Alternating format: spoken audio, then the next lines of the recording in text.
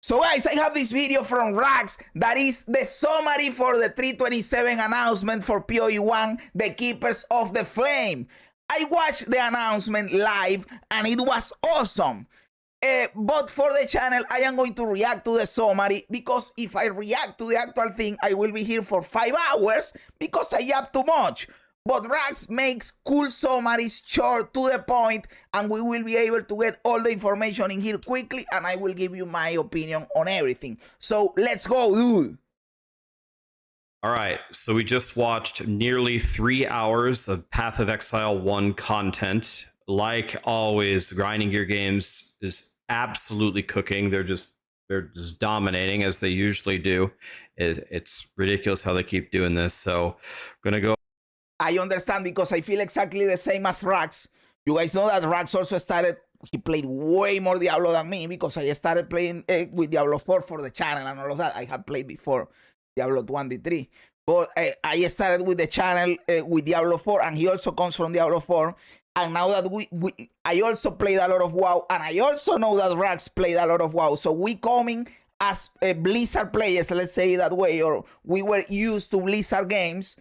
Now that we are with GGG experiencing the patches, it is insane. Like, these guys are dropping a banger and another banger and another banger in a 2-month cycle. It is that we never experienced that with Blizzard.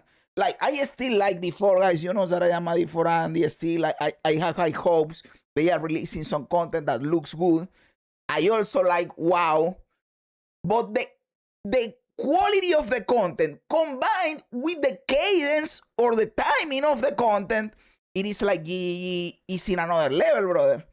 You can't compete with fucking GGG. So what I am trying to say is that I am astonished by it, and you can see that Rax is also astonished. Like, why can't he has to be thinking inside of himself, why can't Blizzard do this? Why can't Blizzard release good patches for D4? That is what he's thinking inside. He's not going to say it, but he's thinking it, man. Over the presentation and then the Q&A and try to cut through it as fast as we can. So it launches on 10/31, so next week. It's going to be amazing. And essentially, the main idea of this expansion is to expand Breach, which is one of their oldest league mechanics, where you essentially just kill a bunch of monsters. It's the first ever league that they did like a sequel, or they relaunched a league ever in their history. New monsters, new UI, it tracks your progress. I listed monsters twice. The thing looks awesome, by the way. There is one where he has it in here in the screen. We can see it. He's going to talk about it. But there is one, when you open the breach, it spawns a city from the breach, guys. And you have to actually go through it. It is insane, man. Like, even the concept is fucking awesome. New bosses, new loot. There's 4 different ways that you'll experience Breach. You either burn their structures down. It essentially turns you into a righteous fireman. You just burn down everything that they have. There's no doors or anything. You burn down like the city that they're building, and then you piss them off. And then you get more rewards for the more things that you burn, and it gives you some nuke buttons if you don't have a good build to run around and help you clear them out easier. There's also the classic Breach, where you just kill enough to progress a bar, then it'll spawn an elite or a boss. And then the timer only applies to the progression bar. Once you've spawned the bosses or the elites, you have all the time in the world that you need to kill them. Then there's a pretty rare Sky Fortress map where you go into the Breach and into their massive city, and then you reach the center. It is like, if you didn't see the thing, the Sky Fortress is like going to the Twisted Domain in POE 2. It is really similar. And there's a big epic battle with an escape sequence. I don't know, I picture some Indiana Jones type of thing. And then, of course, there's a new boss. It wouldn't be a Path of Exile 1 update if we didn't get an entirely new tree. This part was awesome in the actual reveal because Mark said, I heard you like trees. Well, we are giving you a tree within a tree. So we are going to go to an actual tree in the world, and that tree opens up at a new tree that is for the mechanic. And it is called the Genesis tree, and the mechanic allows you to, how he's saying here, produce and craft. You can craft, you can make currency, you can make uniques, you can create new uniques, because it is like the uniques that already exist, and you modify affixes in uniques, basically creating a new version of the uniques. This league is going to be crazy because people are going to figure out what is a good unique and try to fish for that one or buy it, and then it is going to be really expensive, and that is going to unlock new broken builds, and it is going to be insane, man. Honestly, there's only one bullet point here, but this does not do it justice. It's another gigantic tree where you can... This is true. They talk a lot about the Genesis tree. He has one line in here, but there is a lot of things related to the Genesis tree. And use it to produce currency and uniques and equipment and graphs. And later on in the Q&A, they ask some more specific things. But you can really, really customize your experience. And for the most part, it actually seemed pretty intuitive. Like some players might be like, oh my God, another tree. I can't take another one of these. But it actually seemed pretty intuitive from what they... Yeah, exactly. This tree is not going to be hard to figure out by any means. As Rax is saying here, it is intuitive. You will know what you will figure it out easy, brother. It doesn't look as complicated as the skill tree, you know. Showed, so it's kind of just like, well, if you want to craft boots, you select, oh, this tree is going to grow me boots with movement speed, and I don't want cold modifiers on it, and then it just grows and you get what you want. Exactly. Graphs. So I guess they took this from Elden Ring. That's one of the best games ever, where was it Godric the Grafted, where you fuse body parts and they give you passive abilities, skills, defensive buffs, crowd control. It's a good way to just finalize different things. This is, I don't know if you guys remember that on one of the teasers some days ago, they opened their inventory and they showed like 2 extra slots to the left of your inventory, and people were thinking, what are these 2 slots for? It is going to be for the graphs. On your build, and it'll probably be the case from what they were discussing that it's very powerful early game, and maybe it falls off in the end game when you make like your ultimate character. There's 16 different graft types. You can get a second graft slot if you get far enough into the league. And then you can craft the tree to tailor your rewards, similar as the Genesis tree that we discussed above. And then part of the unique tree, these two things are in the wrong spot. This is why this is confusing. This should be here. Suck at taking notes. This part is the one that I was explaining to you earlier, that you can replace one modifier in a unique. That is going to create some crazy uniques, man. One thing about the unique thing that they'll get into later in more detail is they have the ability, and they would try to go through like hundreds of the different uniques that they had, where you have the ability to re-roll one of the stats on the unique, and we'll get to it later, but it could potentially make it way more powerful. So now all the uniques that you may have known with this Genesis tree could be even more powerful than anything you've seen before. There's lots of new skills and supports. We'll see them in the past. This one pissed me off a little bit, guys, because they release a bunch of new skills, and all of them are intelligence skills or dexterity skills. No strength or melee skills. What the fuck, GG? The game is already skewed against melee, and you release new stuff and nothing for melee lovers. You are always fucking melee lovers in the ass, man. So I have to think that people like me that like melee, we are just masochists, man. Because we are just getting fucked in the ass over and over, and we are still enjoying this shit. What the fuck, yeah. The spells look cool. I don't know if they will be strong, but visually they look cool, the news that they release. But a bunch of bullshit for bows. I don't give a fuck about bows. Give me something for hammers, for swords. Where is the sword bullshit? Yeah, man. Patch notes, they're not out yet, but we'll see them all. A lot of things it looked like for bow, and a lot of things for wands. So kind of feels bad for melee, but exactly. We saw like a tornado shot thing or a wind shot. We saw lightning and a tornado shot, like hybrid. We saw different kinetic spells in their presentation. Bloodline classes. So now you have a secondary. This was honestly one of the best things, man. If not the best thing. They really surprised me with these Bloodline classes. If you didn't watch the stream, Bloodline classes are essentially what he's saying in his secondary ascendancies, but you are not substituting your main ascendancy.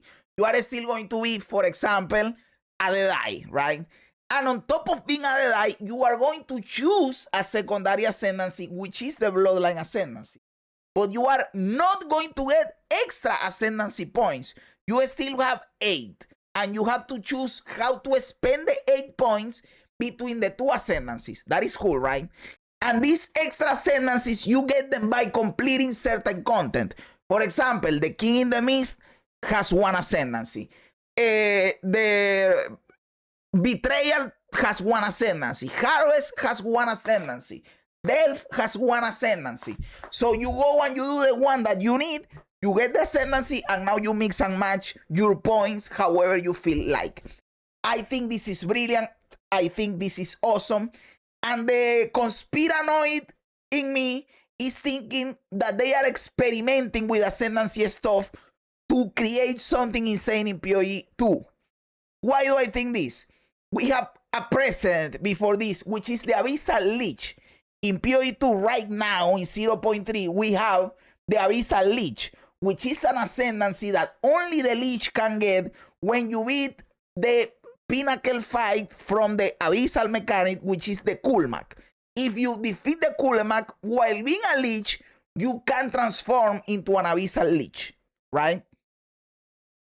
That is one part of the experimentation, and I honestly think that is really cool, and I hope they do it in the future with other ascendancies and other mechanics. But now in this POE 1 league, they are doing this dual ascendancy thing that is really similar to that of the Abyssal Leech, in the sense that you get it once you beat 1 pinnacle encounter, right? But it is not that it substitutes your ascendancy like the Abyssal Leech does. In this case, it just gives you a secondary ascendancy as an extra 3, right? I think they are experimenting. They are looking what is cool, what works, what doesn't work. And honestly, these are the things that I love. I think this is a brilliant idea. I hope it works. And I hope they combine all these ideas they are trying with ascendancies and create an awesome ascendancy system on top of the normal ascendancy system for POE 2. Let's see what happens. But I think that they are experimenting with it. Ascendancy. It pairs with any base ascendancy, so more permutations to make your character. And then the league bosses are going to unlock. What I hope, now that he's saying this, because this is true and I didn't remember that, you can mix and match every base ascendancy with every bloodline ascendancy. I hope, I really, really hope that you can mix and match several things, and it is not those kind of systems where everybody just figures out what is the best bloodline class with the best 2 points, and every single ascendancy always chooses that. That would be boring. I know that there is a meta game, but for example, that if you are a Deadeye picking, I am just throwing a name out there, you are playing a Deadeye and picking the Ritual King is the best one. I am fine with that. But if every single ascendancy picking the Ritual King is the right one, that sucks. You know what I mean? I am okay with each one having a best one, but that best one is different. But when the best one is the best one for everybody, that sucks dick. I hope that is not the case. Them, so you can kind of pick and choose what do you want your secondary ascendancy to be. It's just more customization for your character. They added 3 new Uber bosses, and you get the fragments from T17. And they showed 1 skill for each of them that they changed, but they said in the Q&A that actually 15 or 10 to 15 of their skills have changed. The bosses just looked way harder. These 3 new Ubers are the Ubers from the last league that they introduced the monsters, but they were no Ubers. Now I am really glad that I defeated all the 7 Uber bosses in my first league in 3.26, because now I will of course try to beat all 10 Uber bosses, but now it is a higher difficulty. Now you don't only beat 7. Now you have to beat 10. we are going to go for the 10 out of 10, boys. But it is cool that we have more Uber fights. I love the Uber fights. I am just saying that now beating all 10 as my first league would have been way harder, you know. I can still say I beat all 7 Uber bosses in my first league, you know, and the 10 would be a pain in the ass. Now it is my second league and I can't say bullshit, you know. Awesome content for the really dedicated players. And there's new godly loot. For example, they showed a headhunter for minions, where minions steal the affixes of the rares that you kill or something like that. So Gassie's going to be quite pleased. There's also a ton of quality of life. High starts at max level. I really like the heist mechanic, and I didn't mind leveling up the heist characters. But getting them level up right away is also cool. I am fine with that. I really like the mechanics that are happening off maps, like heist and delve and incursion. But I think this league, I will try to play mechanics that are on maps, because the bridge mechanic, the league mechanic is on maps. I have to play the league mechanic, right? And it happens on maps. So I don't think I will be going that hard on heist and delve, because I want to play the mechanic, you know, unless the mechanic is actual dog shit, and then I don't want to play. Let's see what happens, dude. You can re-roll your Atlas tree with gold, and you can re-roll all nodes in the trees with one That is click. awesome. There's mass identify now, and it doesn't require scrolls of wisdom. So I will say it again. I won't go in the 10-minute rant that I can go regarding this topic. But why are we still identifying stuff in the year of our Lord 2025? I can rant about this topic for several minutes. I will spare your life right now, and I won't do it. But just know that still identifying is stupid as fuck. Let's continue. it's like Deckard Cain. You can swap between alts and augs by holding the alt key when you're crafting. Usually use these two together, so that'll be a lot faster than clicking them. Blight chests can be opened like in the groups, so you don't have to click each one. Kirak missions show what they are visually. You can chain open stack decks now. Val orbs can. That is awesome. I remember that I had to open a bunch of stack decks for the challenges in 3.26, and it was a pain in the ass opening them, man. I love that now you can do it fast. Used on essences, and you can click a single button to level up all of your skills, because they usually level up in bunches as you go through the campaign. They're bringing the whole new trade system in from This was the number one thing that I wanted, guys. I always told you, please release 3.27 with the new asynchronous trading, and that alone would make an awesome league. They did it. Then they asked them, why did you do it? Well, it was a banger. Everyone liked it. There was no problem in POE 2 with the trading system, so it was a no-brainer. And yes, it was. Thank God we are getting it. It is going to be awesome. I really don't know how fucked up this league would have been without the new trading system, because after you play with the trading system, going back would be a pain. But thank God we won't have to go back, because we are getting the trading system. POE 2 because it was a big success. So it's moving into POE 1, where you can essentially just completely trade, not only completely in-game, but also you can trade while you're offline. You put your stuff up from sale, you can go to sleep, and everything will be sold. Now we get into the Q&A. Just going to rapid fire this. Are they feeling better about their releases? Because they have been noticeably stressed about trying to make this in POE 2 for like a year. Yes, they feel better about their releases between the two games. Also, they're hiring. So if you... Okay. I have two things to say in here. GG, you are hiring. Man, hire me, dude. I would be an awesome game designer for you. And I don't mind being the new guy. I can start as the coffee guy. I can be the coffee guy for the coffee guy. And I just give my ideas from time to time, you know. And then you will see that my ideas are fucking awesome. And then you will promote me. I am sure. But hire me already, brother. What are you doing, man? I have predicted a bunch of bullshit that you end up doing, dude. So my ideas can be that stupid if you end up doing them, you know. Also, talking about the releases between the two games, I am loving it, man. I feel like I have POE content all year around. Because when I am winding down for the POE 2 league, boom, the POE 1 league comes up and I have content again. And then when I am winding down for the POE 1 league, boom, the POE 2 league comes up and we have content again. And it is awesome. We have content all the time. We are playing the games and it is awesome. I am loving the 2-month thing between the two games, man. It is awesome. It is not as awesome if you only play one of them. Because while everybody is enjoying one game, the population of the other game goes down. So if you only play POE 1, when the POE 2 is on the rise, there is low population on POE 1 and the same goes the other way around. But if you are like me that you play both, it is awesome all the time, you know.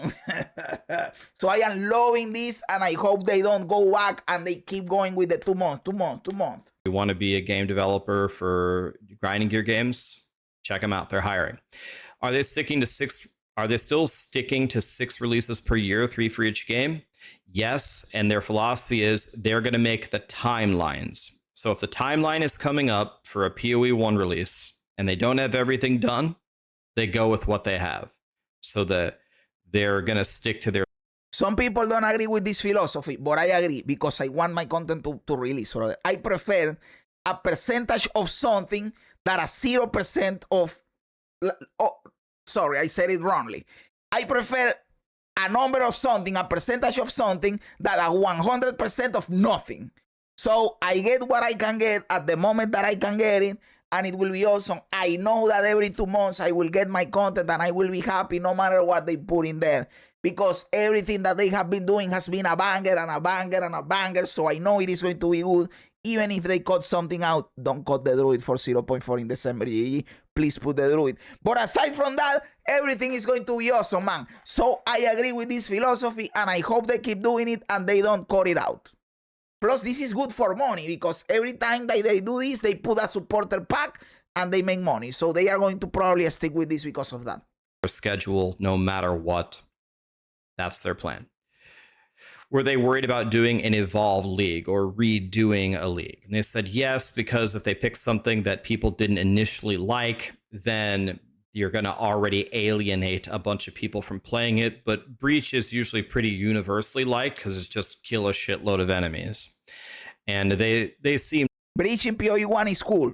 Breach was not made for the POE 2 style. But that is another conversation. I won't get on that whole topic right now. Very confident that the new update for Breach would be way better. I mean, I play Breach all the time, actually in both games, POE 1 and POE 2. It's one of my favorite mechanics, and the presentation that they gave, it does seem much better with what we're getting. So I don't think people are going to be super upset about it right from the beginning without trying it.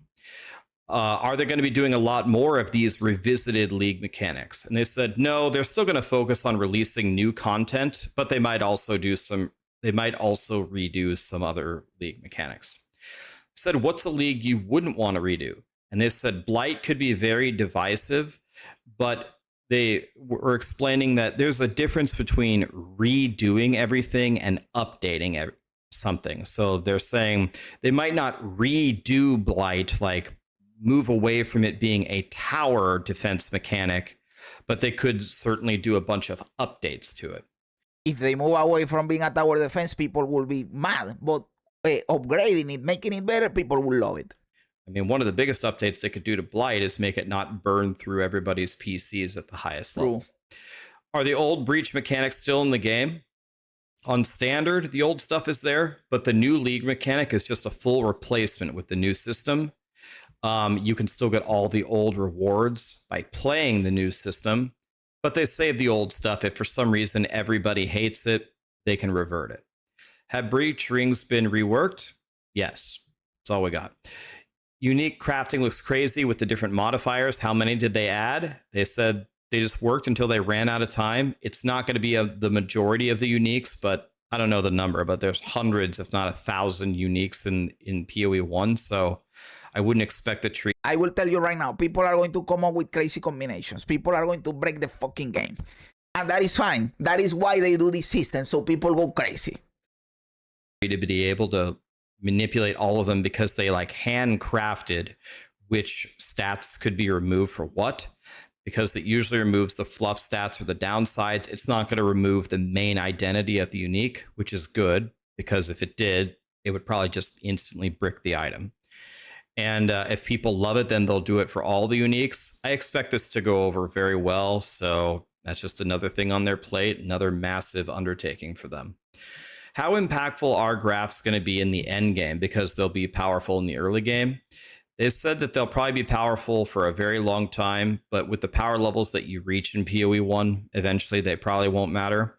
They purposely don't scale with your character stats to open up the viabilities and the possibilities for different builds. Basically, for me that I suck, they are going to be really useful. Are you ever going to put WASD in PoE 1? Yes, but they have to get all the rigs fully completed between the two games. They said it's not going to be soon. This is a huge undertaking. So all you WASD players, it's going to be like probably at least a year, something. They have said this before, by the way. This comes up every single one of these interviews that they do. You can go back and this comes up every single time. And they have said this, by the way. I was going to make a separate video about this, but the too long didn't read is that the reason they can't do it right now is because they need to port all the microtransactions from PoE 1 to PoE 2. Once they do that, they can backport everything from PoE 2 to PoE 1, and then they can do WASD. But you know what that also means? That PoE 2 is going to have the graphics from PoE 2. So eventually, PoE 1 players will have what they always wanted, which was PoE with better graphics. That is eventually going to happen, but it can be 1 year, 2 years down the line. And if PoE 1 is alive still 2 years down the line, that I want to think it will be. But the world is a crazy place. Like that. Will merging the rigs make the graphics look better when they're done with it? They said it. How do you feel about the T17 modifiers? I've got to be honest. I was so impressed with their answer. Like, they talked about it for probably 10 straight minutes. But what they talked about demonstrated like a real, true, extreme knowledge of the game. Because last league I ran, I have no idea, like at least 500 T17 maps. I just ran them all day. I hate that shit. I did the ones that I needed to do for the slots in the map device and for the challenges. And outside of that, I just did Delph, man. T17s suck.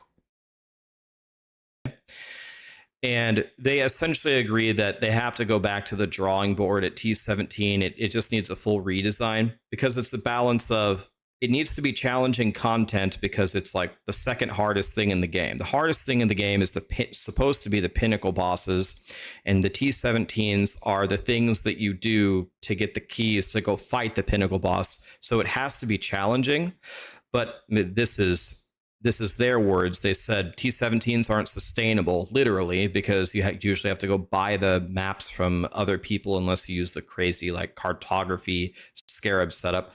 And they're also not. Probably they will do in the future the thing that they have in PoE 2. In PoE 2, if you are running a map, let's say tier 15, and you kill the boss forcefully gives you another tier 15 so that you can keep going.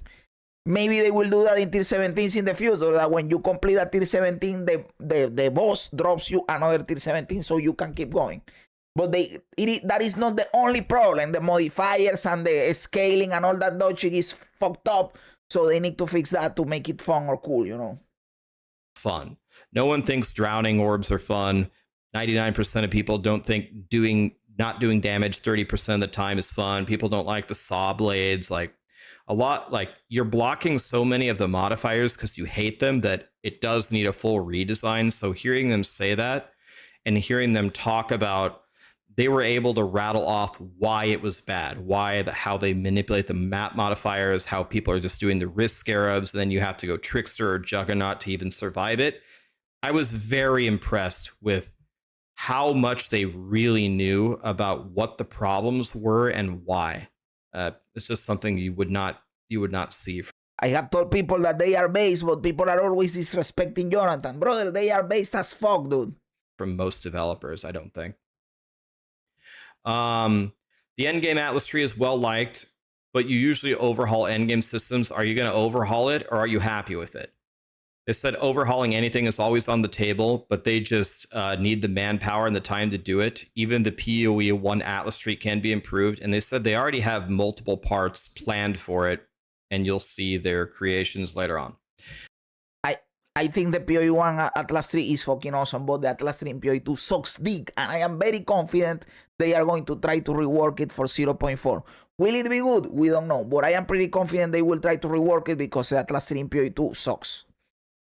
How do you approach balancing ascendancies? They always look at the least played class, so this time it's the assassin. Obviously. What about balancing weak skills?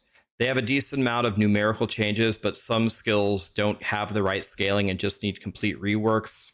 They think they did enough this time to shake up the meta. They said it's an infinite... I didn't read the patch notes extensively, but I did glance at it, like all the parts, and they did a very big nerf on the volcanic feature of the snaking. So I can say with confidence that that is not going to be the league starter of choice for this league. It's not going to be the volcanic feature of snaking. I guarantee it, man, because it took a very big hit in the balance department. It's an infinite task, and they'll never be done with it. Do you think energy shield stacking... And that is also true. The balance in the game is never done. You are always doing it. And when you do a change, something else changes, and then you have to go at it again. Versus something like stacking life is imbalanced. And they said, yes, it's interesting to build it that way, but then it becomes a problem when all of the builds gravitate towards stacking the same thing. Their answer is correct, but still you have to come up with a solution. I agree with their intention. Their intention is we have to keep energy shield because if we nerf it, then people are just going to build life and everybody's just building life. They want to mix it up. And okay, your intention of varying the meta, of mixing it up is okay. But the implementation sucks dick. You have to find a different solution, man. Because what people are doing is stacking energy shield. Then you understand? Do you ever think we shouldn't change POE 1 too much away from its original identity? They said anything can be changed in POE 1 at any time, but what they won't do is change what the player base likes the most about the game. And they talked about stuff like people like to be really... I agree with this, and I am happy that they are thinking this way because I have said this several times. They should keep the identities of both POE 1 and POE 2 separate, distinctive enough, so that when you go from one league to the other, from one game to the other, you feel the difference. That you don't feel like you are going from the same game to the same game because then you get burned out and you start skipping leagues. But if the games are distinctive enough, then when you go from one league to the other in the other game, you feel the change and you feel engaged again. Okay, we are resetting. Cool. I like this answer because it makes me think that they are trying to do that. Let's hope they can accomplish it. Speedy in POE 1, so they're not going to move away from that. They said one of the things that they think about is POE 1 is more focused on making a game for their longtime fans, and it's less about bringing in new players, whereas POE 2 is definitely more focused on bringing new players to the franchise. But they also said something, I remember this question, I was watching. They also said something that is really important, and it is true, and it worked for me. And they said, even if you don't make the game for new players, if the game is good, you will get new players. Mark said it. If we keep making POE 1 for the long-time fans, and the game is good for them, that still attracts new players because new players will say, hey, these people really like this game. Let's check it out. Why do they like this game so much? Maybe the game is good. And then they go and check it out and they like it, you know. And that happened to me that I wanted to get into POE, and that is why I tried POE 2. I liked it, and then I tried POE 1, and now I like both games. So it's cool. Keep going with that. Keep making the best game that you can for the people that you want, and you will get new players as a byproduct. So good philosophy there too. With trading moving over to POE 1, are there other features coming with it? They said they're working on things to make trade better, like remembering your previous searches.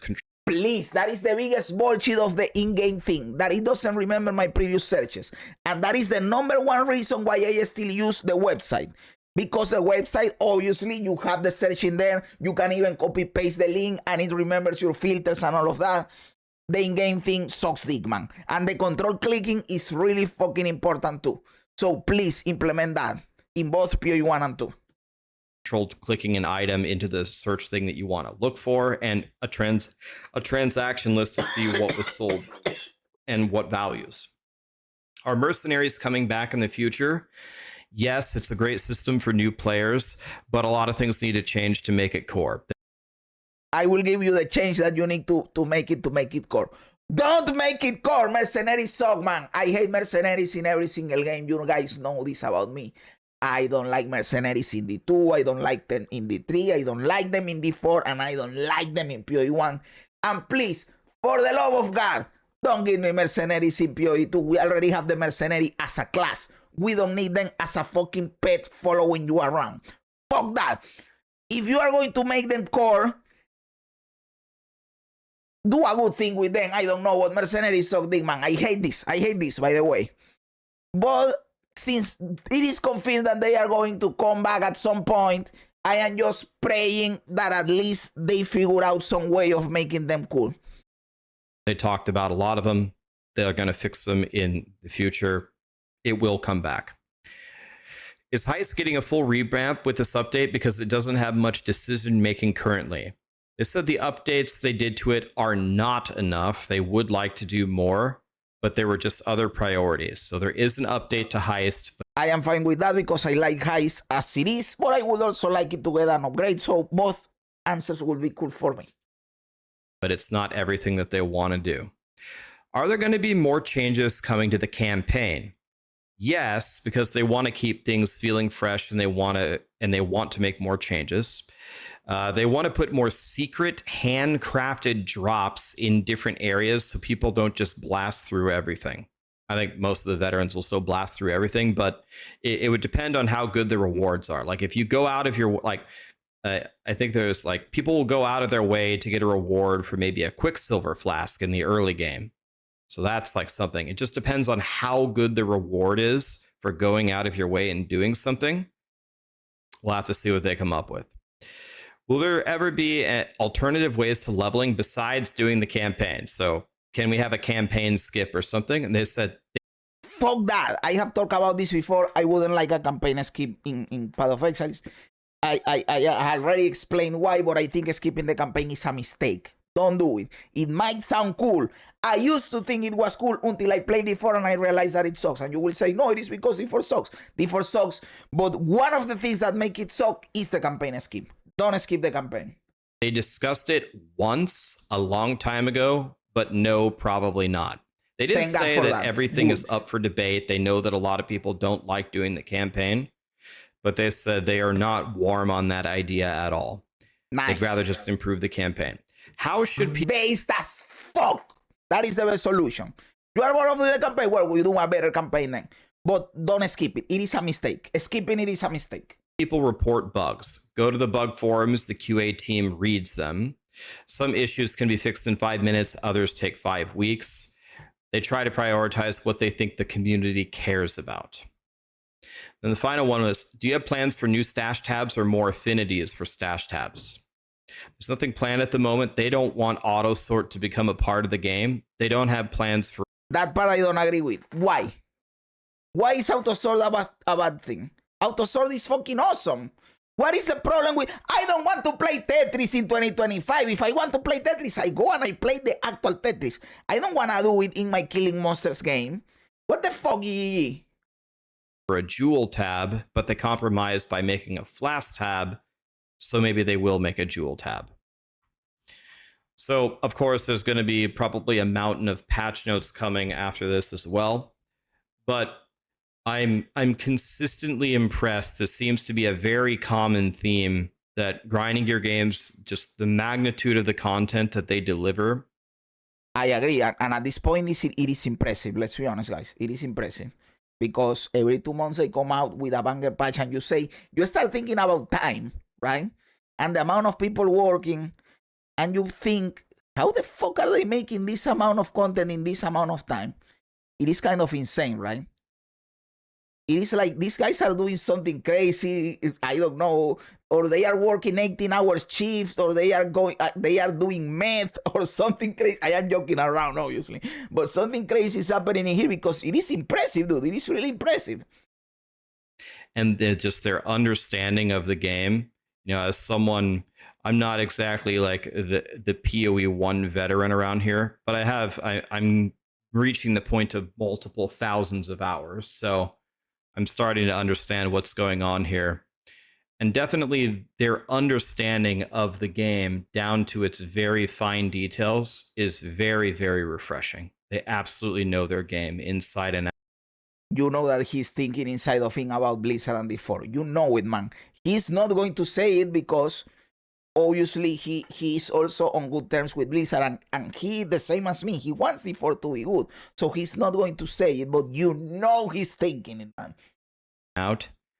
I think this is one of the reasons why they either deliver really good content or they're able to pick up very quickly that they messed up and they're able to fix it pretty quickly. I don't know. My faith in grinding gear games is pretty high. It's pretty high. I don't like to count my chickens before they're hatched. We've been burned so many times before, but this looks pretty promising. Looks pretty fun. It is going to be fun, man. Even if we play the game and there is some bullshit and the graphs are unbalanced or the uniques are unbalanced or whatever the fuck, it is going to be fun no matter what. You know what I'm saying? Even if there is some bullshit, that people are going to figure out some bullshit, it doesn't matter. It is going to be fun, bro. Last league, the mercenaries, you couldn't fight the mercenaries because they one-shot you. They were too powerful. And the league was fine. It was fun. It is going to be fine, man. Don't worry about it. Looks like another big W from my perspective. Big W. Big W. They've done it again. I mean, I don't know. It's every time. Every time. Another banger. Another banger, man. Hey, Rax. Thank you so much for this video, man. I always watch these summaries from Rax because they save me so much time. Dude, I reacted for 40 minutes to the 17-minute video. How much do you think I would be reacting for the actual 2-hour launch? It will be too much. So these summaries from Rax are awesome for me, man. Thank you so much for these summaries, Rax. It is insane, brother.